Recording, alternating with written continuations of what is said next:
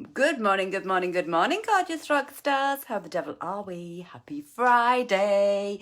Coming in, say hi. Let me know if you are joining in live. If you're watching on the replay, then you are equally and as ridiculously as welcome. Thank you very much, Facebook, for sending out your little notification. It's a little bit crap out there this morning. I don't know what this bit of hair's doing. Yes, look, this bit of hair. Who knows how it's got this short compared to the rest? And it just sticking up straight in the air. Hey-ho. That's defying the laws of gravity. Is it not? Is it not? Who knows? Anyway, pop in, say hi, let me know if you are joining in live. And if you're watching on the replay, you are equally welcome. Good morning, Carol. Good morning, Bex. So the first thing to say is, if you're watching on the replay, give me a hashtag replay. If you're here live, come say hi. I know that lots of people watch that never, ever let us know. So make today the day that you give me a little wave or a little hello or whatever it might be if you're watching. So I am going to be talking about how the principles of fatigue may well hold a little bit of a heads up into what might be holding you back right now. So the principles of fatigue are something that I've been really looking into, geeking out on, and looking at lots of different areas in terms of resilience and stoicism and human behaviour and all of that good stuff that I really love geeking out on, and how we work and the general kind of principles of how our brains and bodies work. And I have been doing lots of bits around fatigue and how we can work with tiredness, and how we can continue to look at developing and evolution of our own ability to do stuff. Good morning from the bath, Gillian. You know what? I love sharing a bath with people. Doesn't that sound weird? But I was looking at it, and it's a lot of it's really, really interesting in terms of the brain is inherently selfish. So the brain protects itself, and as soon as something is happening that the brain thinks has an element of compromise to its own survival, then it starts to send messages of fatigue, pain, inability to continue, etc., etc., etc. So the brain and the body can, they work together, and fatigue is the combination of both brain and body. But the brain is a really selfish organism. And if anybody's watched, what's it called?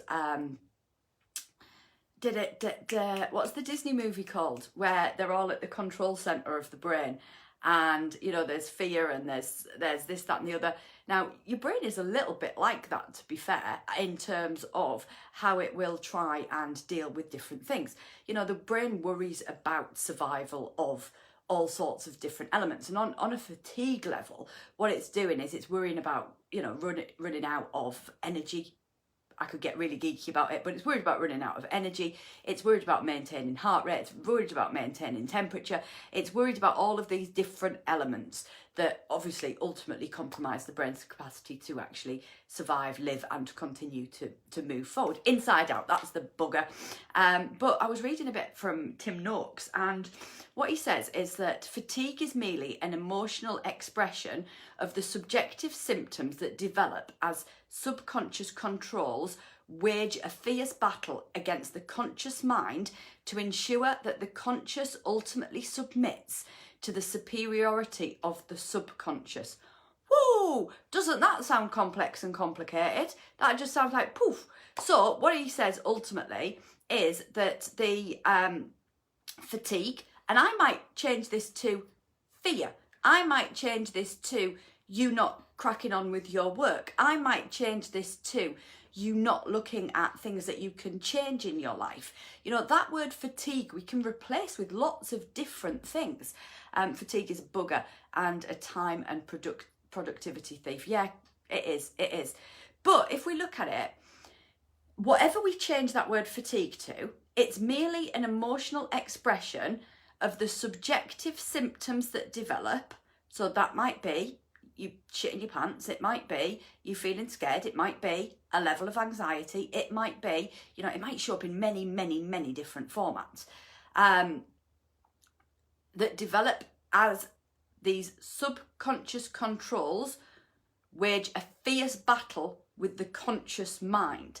So I've always known that from a subconscious perspective, you know, we are very much working a lot of the time from that place. You know, you are subconsciously doing this, or this is what's happening subconsciously. And I talk to my clients about this all of the time. And we talk about this subconscious undertone and this vibration that's going on. And it's not until it's pointed out and is pointed out to the conscious mind that this is what's happening, then that is, you know, a kind of big epiphany in terms of, oh yeah, that is what's happening, that is what's going on. You know, your subconscious doesn't believe in this. Your subconscious thinks that this is too expensive. Your subconscious thinks this, and this. And we can soon get into that position of then being able to recognise what the subconscious brain is saying to us and what is happening on that subconscious level.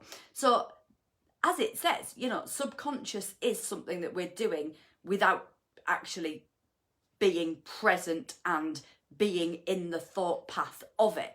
It's something that's happening kind of behind the scenes. So if we go back to Inside Out, those on the control board, the subconscious is kind of behind the scenes and is pulling a few of them strings in the background. And the subconscious is, you know, saying that it has the superiority. So the subconscious mind is the one that is pulling the strings to the conscious mind. Now, being able to tap in and look at and recognise your subconscious level of your brain trying to protect you and going, actually, what do I need here? What is it that I'm actually scared of? What will it take for me to move past this thing? Come on, subconscious, give me that information and become, you know, part of a conversation with your subconscious brain so that you can allow that to happen. Now, like I said, sometimes that takes you having somebody on the outside going, look, this is what's subconsciously happening here. And sometimes it is literally that you can go, right, this is what, you know, where's my body trying to, you know, where's my subconscious trying to protect me? What is it that the brain is doing here in terms of seeking protection? What is the worst that can happen here? And I spent some time this week with one of my clients going, what's the worst that can happen here? What is it that is the very worst thing that could happen here? And when she brought it out, it was like, it's actually all right, isn't it? Worst case scenario is actually what I'm manifesting by not doing the thing. So my subconscious brain is concentrating on a worst case scenario that my conscious brain in any event is manifesting by not doing the thing, by allowing the subconscious to take over the thought path and the thought process of what is going on right here.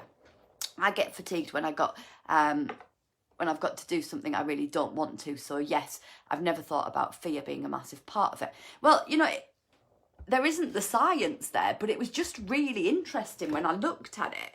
And I will delve deeper into it because this is my geeky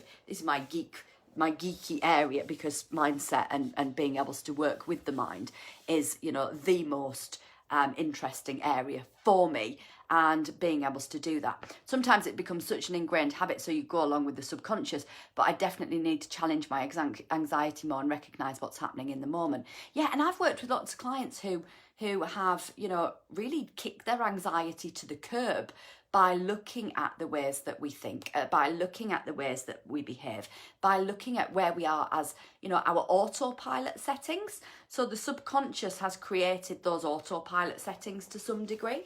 And, you know, if we think about it being our conscious mind being the puppets at the front, being, you know, the sat at mission control inside out, being, you know, the drivers and the manifestors of our reality, that's where we think it's happening.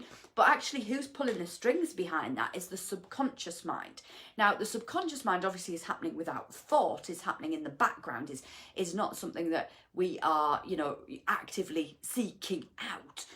But that doesn't mean that we don't have the ability to change what the subconscious mind is doing and what the subconscious mind is telling us, and be able to create and provide evidence by being really present in the stuff that's coming up for us, by journaling things out, by looking at, right, what does that even mean? By looking at what's the worst thing that could happen. What does that even mean? So why has that made me feel that way? Is a really good one. So again, I was talking to another client this week where we were talking about the fact that, you know, we absolutely adore being triggered, because being triggered is an element of growth, because we can go, right, okay, so why the fuck did that come up? What does that mean? What is it that, you know, has happened to us? Why is that making us feel this way? So what have I made that mean? Or what does that actually mean? You know, what is the trigger point behind that? What would it take for me to move beyond that? And what is my evidence of that? What is it that's coming up? Oh, autopilot is something I'm learning to override a lot more. Yeah, absolutely. Because, you know, I think that it's been really relevant during this year, during 2020, where our every day, just doing what we always do and being able to be in that position of just continuing on. You know, autopilot was removed when we got put into lockdown. And, you know, suddenly we were in that position of, oh, and, you know, conscious and subconscious had to come together and go, this isn't normal. What do we need to do here? We've not experienced this before. What do we need to do here? And, you know, it manifested in many different ways for many different people. And why I didn't talk about the fact that it was this or it was that or it was the other was really important, because it was manifesting differently to different people based on their own experiences, based on their subconscious minds, based on how, you know, the puppets are working in their background versus how their mission control is working. And, you know, I absolutely know that everything that we do in terms of being able to evolve, change, move ourselves forward, create something that we want, be able to look at how stoic and resilient we are, being able to do anything from building a business to losing weight to, you know, running a long way, which is, you know, a lot of the reason why I'm really delving into much more on the mindset perspective, because I'm writing a book about that at the moment and doing the research behind that. But in terms of, you know, being able to know that you can sit down with your subconscious and go, right, okay, girlfriend, okay, girlfriend, let's bring this here. Let's have a look at this, because you are pulling the strings here in the background. You are creating the outcomes, whether that's fear, whether that's fatigue, whether that is not doing the thing, whether that is keeping yourself safe, because that's essentially what subconscious is doing. It is designed to keep you safe. And whether that is in terms of looking at it from, you know, your body wanting to stop you from doing something, and, you know, your brain wanting to stop your body from doing something. So whether that is in terms of fatigue and going, you know, you're fucking knackered, stop now, you know, or whether it is in terms of them going, scary over there, petal, come back. And in terms of comfort zones, then both of those are super relevant, but we can look at those. And this week I was looking at comfort zones and the things that, you know, we were talking about with a couple of clients and with a couple of friends about comfort zones and how, you know, it's adventurous to move outside of your comfort zone. And I really enjoy that. Look, I really enjoy moving outside of my comfort zone. And I really enjoy that kind of feeling of bum nip and, you know, ooh, let's see what can happen here. And I'm a little bit scared right now. But my comfort zone is quite huge in terms of I can go, yeah, I'll just do that. And I'm a bit of a it'll be reet kind of girl. And that's not because that is my genetic makeup. There's perhaps an element of that being my genetic makeup, but it's because I really do spend time looking at, right, what does that mean? What's coming up there? Why is that scary? Why has that made me feel this way? Why has that pissed me off? Why has that done this? Why has that done that? And being able to see the different movements and elements of what is coming up for you by actually asking subconscious to the table and going, look, we need a cuppa, girl. Sit down there. Let's see what you're doing here. Because if you're going to puppeteer me, I only want you to puppeteer me positively. The subconscious is the ultimate overprotective parent. Yeah, it's the proper helicopter parent. It's the parent that's going around going, ooh, ooh, ooh, don't go there, don't go, ooh, ooh, you're going to fall. And, you know, we all know that as soon as, you know, we start to helicopter around our kids, then what happens is that as soon as they fall over, you know, you go over to them going, oh my God, oh my God, oh my God. That makes them cry. You know, that the result of you being that overprotective parent actually makes the child fear the outcome of the thing, because even if they've fallen over and they've not hurt themselves, then you going, oh my God, let me pick you up.